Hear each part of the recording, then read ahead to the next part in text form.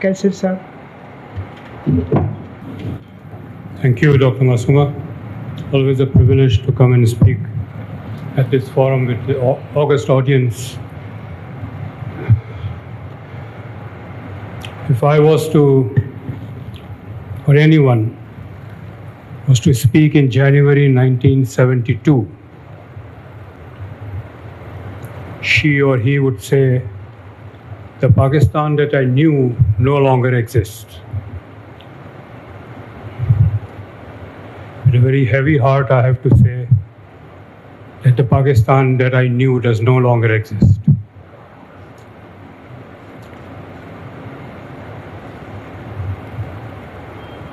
Two windows have closed,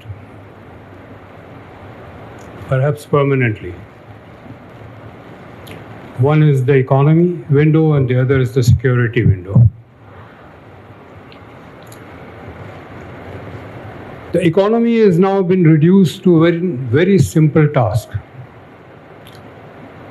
I think reference has been made by Shabbar as to how much of a debt we have, which we can never repay. Which means any finance minister of Pakistan or any government of Pakistan has only one very simple task: how to get more loans to repay past loans. That is the only function of the economy that is left. There will, of course, be a lot of statements about revenue generation and development and industrialization and education and health and etc., etc. There is no money for anything, and nothing will happen. These are all fairy tales. We've just seen a budget. It's just a bunch of numbers. The revenue that it claims to collect will never be collected. And the items on which expenditure has been allocated will never be spent because we don't have the money. The only thing that we need to do now, in terms of managing the economy, is how to get more loans to repay past loans. And as a corollary, since we will not get all the loans to repay all our past loans, we'll have to sell our assets. Everything is on sale. Everything.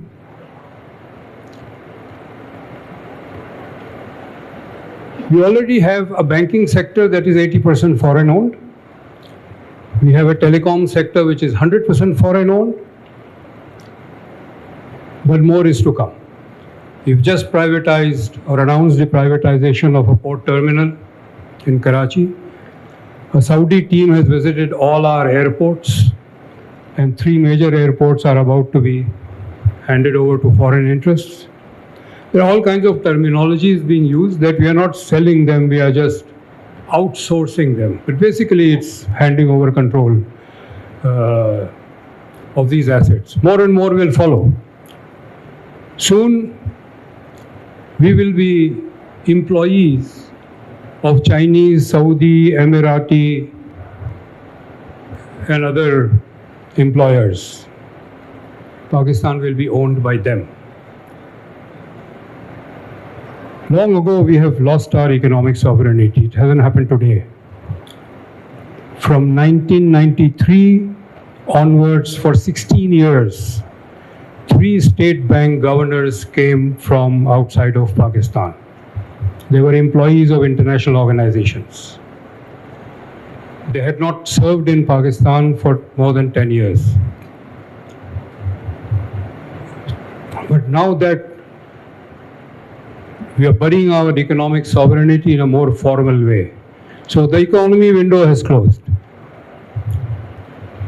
There will be a subsector of the economy which will aligned with the foreign interests that will do well. Their employees will have high wages. We've already divided Pakistan into areas where the rich live and the poor live. That division will be reinforced. So that is the economy window which has closed, and I believe it has closed permanently. I don't think we will regain our economic sovereignty in at least for the next 30 years. What happens after the next 30 years is difficult to say, but this is not going to happen. The security window has also closed. The international geostrategic architecture has changed. I don't know if Rawalpindi has realized it or not, but it has changed. For 75 years, at least 60 years out of the last 75 years of Pakistan's existence, we cashed in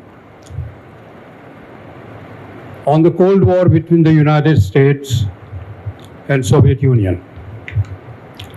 Pakistan was needed. Pakistan provided its services. Pakistan did all the dirty work for the Americans. And of course, we were paid for it. We were not averse to doing anything dirty as long as we were paid for it. When we found that dollars are coming in a green envelope, we became Islamist. And when we realized that dollars will now come in blue envelopes, we became liberal. So, as long as dollars kept coming, we were willing to sell our services. But the United States does not need our services anymore. The confrontation is not with the Soviet Union or with Russia even, in spite of the war in Ukraine. The confrontation is with China. That is the geostrategic architectural shift that has taken place. And if the confrontation is with China, the Americans need India and not Pakistan. In fact, Pakistan is an irritant in the process. That irritant has to be tamed. We will be defanged, no doubt about it.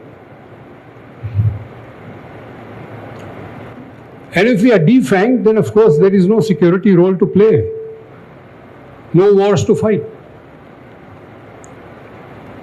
Because we won't be permitted to fight any war.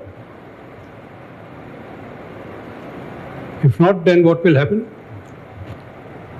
The economic footprint of the military will increase, because if they're not fighting, what will they do? They're already into services and industry. We know now that they're moving into agriculture. They wanted 100,000 acres of land in Punjab. They're already laundries and meat shops and whatnot. That will increase. So we achieved independence from British colonialism, and we are now entering the stage of cantonment colonialism. So two windows have closed, economy and security. This is not the same Pakistan that I knew 5 years ago or 3 years ago.